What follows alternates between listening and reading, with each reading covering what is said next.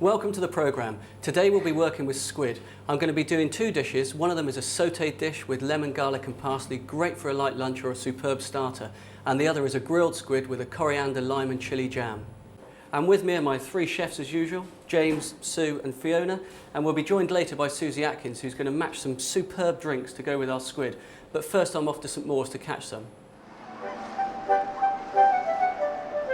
And to do that, I went fishing with Tony Tomlinson aboard the Joanna Sea.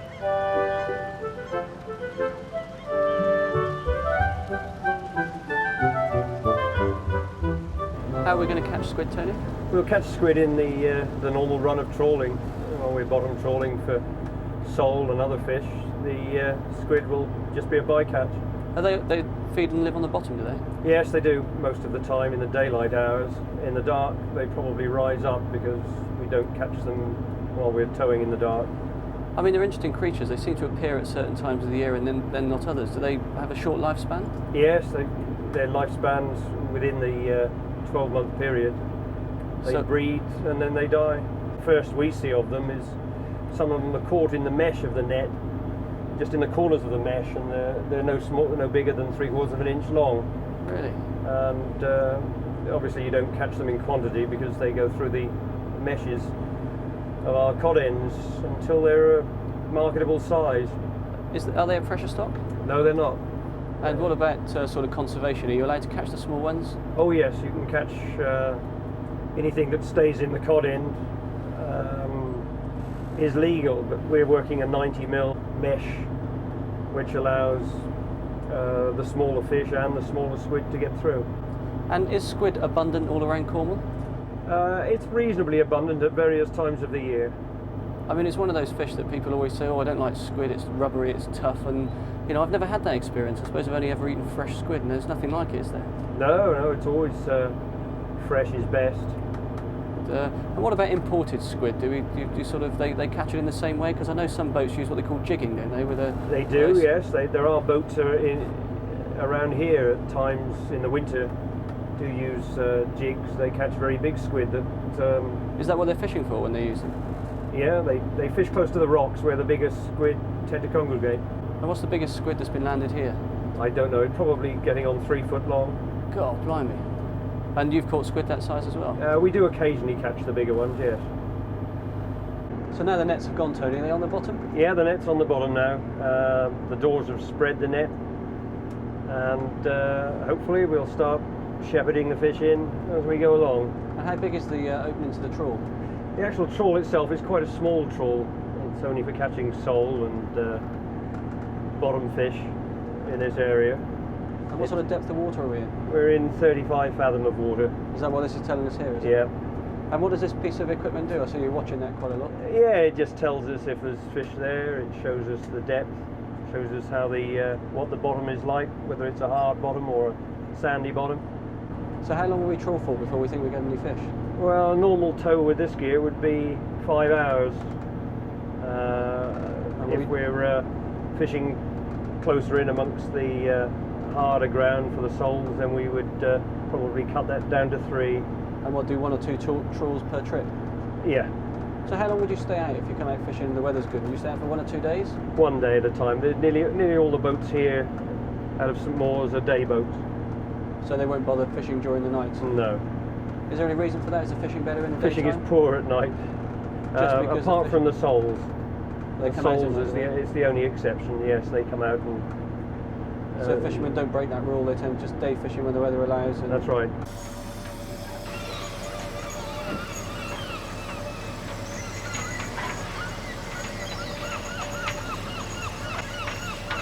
After 4 hours of fishing, the hard work starts, as the net, which is some 30 metres long, is hauled in and we find out what we've caught.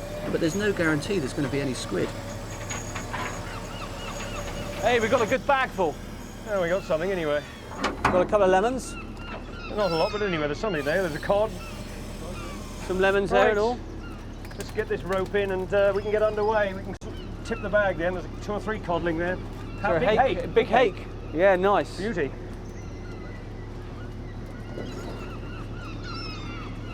You can do that, Tom. Get that rope in. Hey, look at them gurnard in there as well. Lemons. Cod. Look at this conger. There's the hake. Break your arm, look at that hake as well.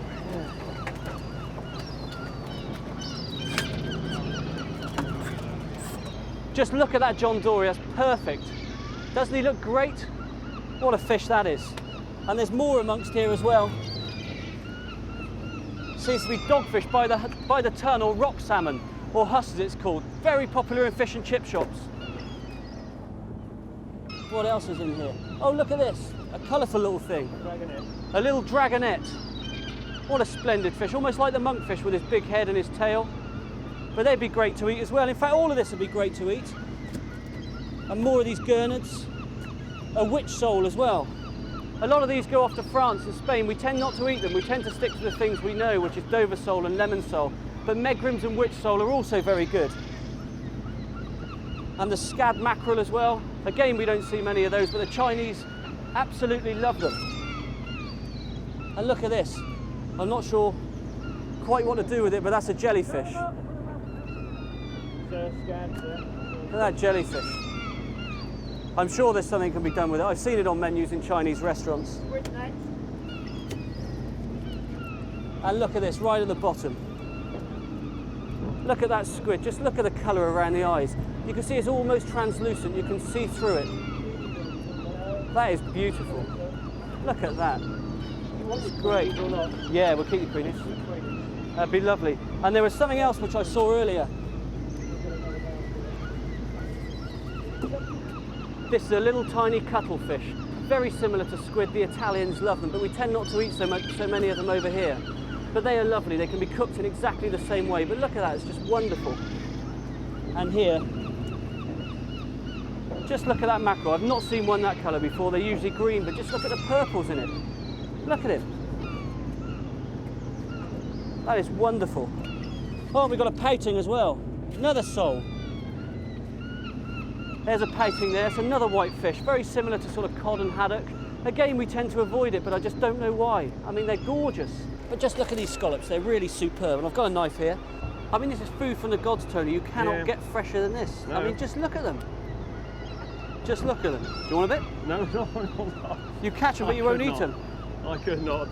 I mean, they are so fresh, and this is a great thing about seafood. People don't realise it. I mean, you know, they get scared of it, but you can eat it like this when it's as fresh as this. Yeah. And the flavour. Oh, it's out of this world. Yeah. Absolutely out of this world. Right. Okay, the first thing we've got to do is to prepare our squid. Well, this is them. These are sort of medium-sized squid. They do get much larger, but these are sort of medium-sized.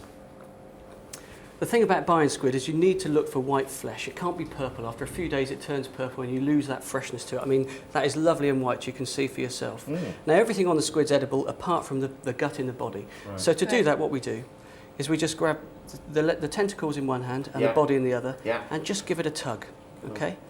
Drop those back into the bowl. Fiona got yours, that's it?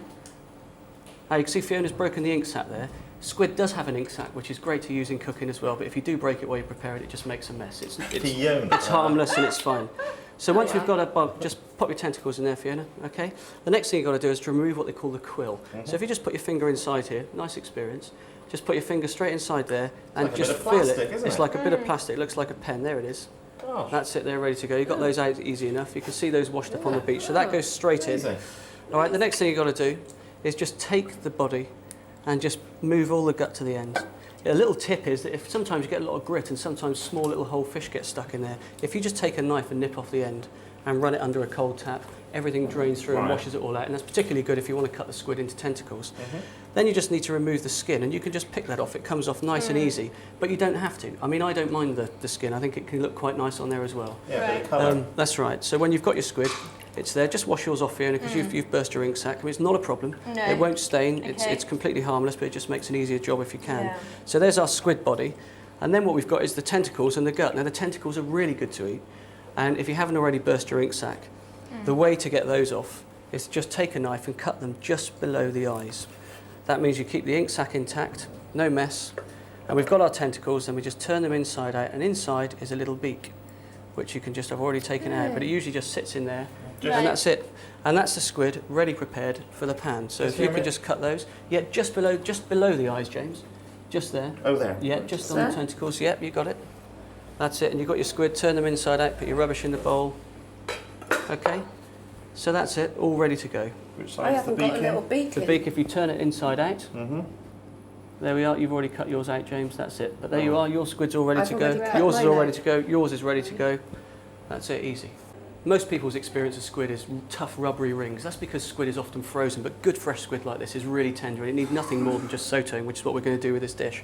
Now you can prepare squid in lots of different ways once it's cleaned. For rings, you'd literally just take the body and cut it straight across. They can be battered, fried, however you want. But for this dish, I'm going to cut it into strips. And all I'm going to do is I'm going to open up the body, just taking it along one side. So I've got my opened up flesh there, and I'm going to cut it into nice long strips so they all curl up and they're all ready to go. Now, have any of you eaten squid in Chinese restaurants when it all curls up and you see this? Little sort of diamond. Yeah, little diamond patterns. Well, you know, if you often wondered how to get that, I'll show you what the Chinese do with them. Just see a little bit of gut that you have left in there, that can come out, and then again just slice. And that's our squid. And that's about enough for a starter. But I'll show you what the Chinese do, which is quite interesting really, is they open up their squid like this, and then all they do is they just take a knife and they cut it. I'm not cutting it all the way through, I'm just scoring the flesh, like that, and then like that again. And you can imagine when that goes in the pan, that all just curls up exactly as you'd expect it to. Okay. So that's everything ready to go. We've got our ingredients. It's squid with lemon, garlic and parsley. Again, nice and simple. Sue, I'd like you to cook this one. We've been doing a bit together now, so I'd like you to come over to the stove and get into it. So the first thing I want you to do is just get your pan on the heat. Just give it a second to get nice and hot, and then I'd like some good olive oil in there, which is the one at the back. Right. Okay. In you go now. That's ready. That's plenty. That's great. That pan's nice and hot, ready to go. So I'd like a bit of garlic in there as now, please. Just a good tablespoonful. That's it. Great. I'll have that. Lovely. Stir that around. Get the oil nice and flavoured. Just get all that flavour in the oil. Okay, squid. In with all that squid. Ready to go. Give that a stir around. This is really not going to take long at all. Squid's one of those things you cook it for a little bit of time, or you cook it for a long time. The quicker the better with something like that. Keep it turning over. Keep it turning over. You'll know when it's cooked, 'cause it will change from that lovely translucent colour to nice and white. Okay, keep it going, keep it moving, that's it. Keep it moving around, all the flavours in amongst it. See how easy it is? Looking good. Okay, pinch of salt. Just add a pinch there. Lovely, I'll take that back, that's great. Yep. You just want enough, now I want a bit of parsley. Take it off the heat now. Add some parsley. Good handful, that's great. Stir it all around it, and then I'm just going to add some lemon zest to it. Just give it a real nice lemony flavour. Some lemon juice, keep that going. That's lovely. Can you smell all those flavours coming into it? Okay, we're ready to go. That's ready to serve. And you can see all that garlic and that olive oil is amalgamated with the parsley. And a dish like this, just into the middle of the plate. That's wonderful. Simple, quick. Oh, yes.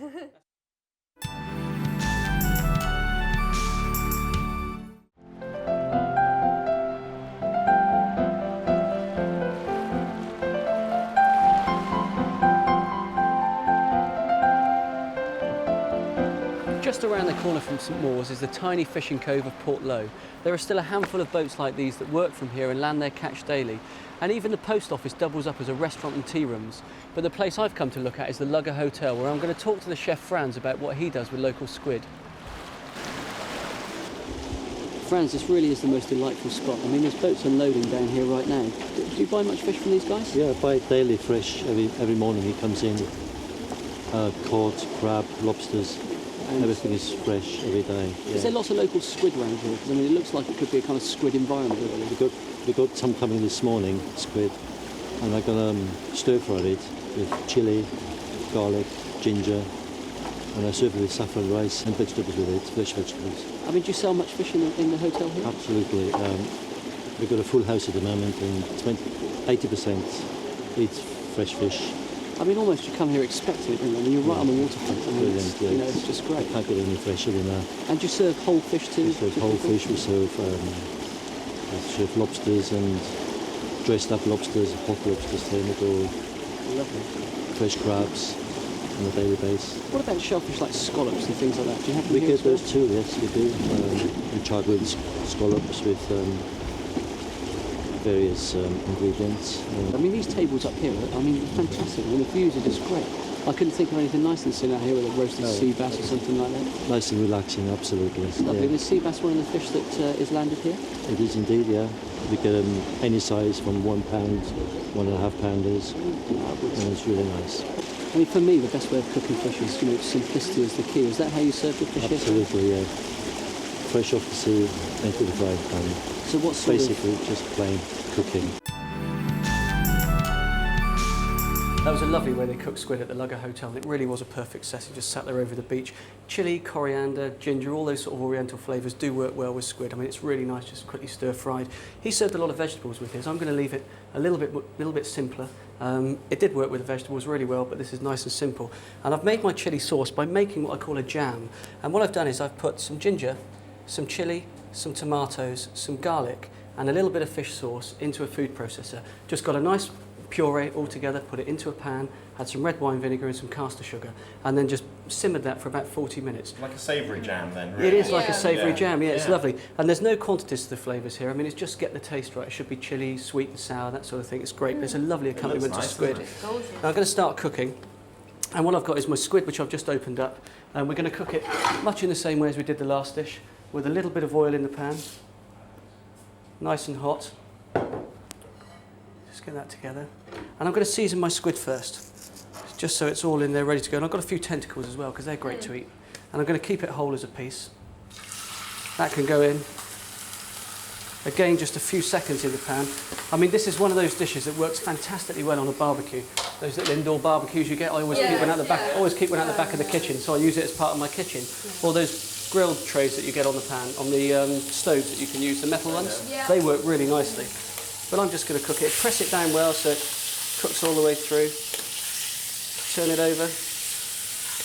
How long does it take to cook, Mick? Oh, until you get that nice, it goes from opaque to white, which is going to be about 1 to 2 minutes. And you didn't cut that one in anyway, did you? It's No, just all I a did with this one is split him open and flattened him out really, because I want to present the whole thing, you know, with this kind of like a steak almost of squid. Yeah. And the tentacles in there are doing. I'm going to press that down again to make sure you get the heat right the way through it. Okay, that's it. That's I mean, quick. as quick as that. I mean, nice simple stuff. Yeah. There's your- White that is. Lovely. And then you've got these tentacles, which I love. But they do make the dish look interesting as well from a presentation point of view. Are the tentacles more tender than the actual squid itself? I don't think there's an or- awful lot of difference, James, but you know, they're great to eat, or nevertheless. And with this chili jam, I'm just going to add some fresh coriander to it, just to freshen it up. I mean, look at those colours; they're Smells great, aren't they? fantastic. They're great colours. I guarantee Yeah. you'll be having this stuff on cheese sandwiches, everything. It's just one of those things that just, you know, it's got a great savoury flavour that everybody really loves. And you know, spoon it round, give it a little bit of, And that would you know, keep texture as and well, colour. Oh, keep it. One of these Kilner jars. Lovely. Keep in there for weeks in the fridge. I'm going to finish this with lime juice rather than lemon juice we did in the last dish, a bit more oriental. And then you just garnish it with a sprig of parsley and a wedge of lime. So your guests can add a bit more lime juice if they want to. It looks wonderful. Does, And doesn't that's it? the dish. Yeah. Nice and simple, Superb. colourful, making the best of it. Well, those fresh squid dishes were delicious, and I think we all really love them. And it's kind of like squid is one of those al fresco lunches. So what do you recommend we drink with those, Susie? I think the word fresh featured twice there, fresco and fresh you said, and that's what I was looking for here. I was looking for something that had crisp acidity again. I want to cut right through that squid. And also it's quite a sweet flesh, I think, squid, isn't it? It is, yeah, And definitely. I didn't really want to go for a sweet one. I wanted to go by contrast for something sharp that would cut through it, a bit like the old squeeze of lemon, squeeze of lime. Lime coming in. Now, you didn't help me much by having chilli and coriander, not very easy things to match with wine. So I've actually come up with two things here, a wine and, da-da, a beer. I think we've all been waiting. Cold beer and fish can be fantastic. We all know that from our trips to the seaside where you I'm go glad to to a hear you bar, say you that. get, yeah, It's it's a very brilliant, fresh yeah, dish yeah. and a cold beer. So we'll open those up and have a taste of those and see if you think it works. The other thing I've got here, I'm going to pour straight away, is a Spanish albariño. Albariño is the grape variety, and it makes Spain's very best white wines. I think you'll agree that Spain's better known for its reds. Yeah. But these whites, made from the Albariño grape, are fantastic with fish. I have drunk it and it is delicious. Have it's you? a great grape, yes. Did you actually have it while you were there? No, I didn't. Somebody introduced me over here and it was one of those things, Albariño, what's this? You know, tried it and I just thought, wow, it's so distinctive, it's brilliant. It's very distinctive, very, very fresh again, and it's got a lovely peachiness, I think. Now, I discovered these actually in Spain. They're fairly rare over here still. This one is available, but very few are. I discovered Albariño there. It's made in the very, very western point of Spain, in the Rías Baixas area of Galicia, where most of the food in the restaurants is seafood. And so they make this white wine that goes very, very well with it. And I've had it with all sorts of shellfish, seafood, fish that, you know, like hake, that sort of thing. It's very versatile with fish. But the reason it works so well is the acidity is so good. It's So it would be so an fresh. all-round wine. I mean, you know, for most things, Albariño would be a good choice for seafood all-round. I think it's a good choice for Delicious. an awful lot of the things that you've actually been Absolutely cooking throughout the delicious. whole series. Yeah. You wouldn't want it with meat. I mean, if you're somewhere like Rioja, you're more likely to have lamb and one of the great reds from Rioja with Right. it. Go to Galicia, go to Western Spain, and they will serve you a nice cool glass of this lemony, peachy, fruity wine, and then a piece of fish or something like squid. Brilliant match. It's great. So I wanted to bring that in at this point and just introduce it because I hope it'll catch on a bit more because I think it's great. we don't know about Albariño much in this country, and I think we should. Well, since I first drank it, I have seen it in 2 or 3 places, which is a good start. It's so just, I think it's just coming just in, coming aren't in, they? catching And on, they're very up and £7-8 coming. a bottle, so they're not the cheapest things. So what Then, about of course, beer? Cold just an beer. alternative. Got Budvar here, one of the best Czech beers you can buy. Very good with something difficult. Thanks very much. Chili pepper. I think we all know Impossible to Budvar. match with wine. I think we all know So I Budvar thought is we great. would just have some beer, just to knock back something with Thank the you. heat of the chili peppers. That would be a refreshing match. There you go. Thanks, thank you. Bottoms Great. up. Delicious. Cheers. All the best. Cheers.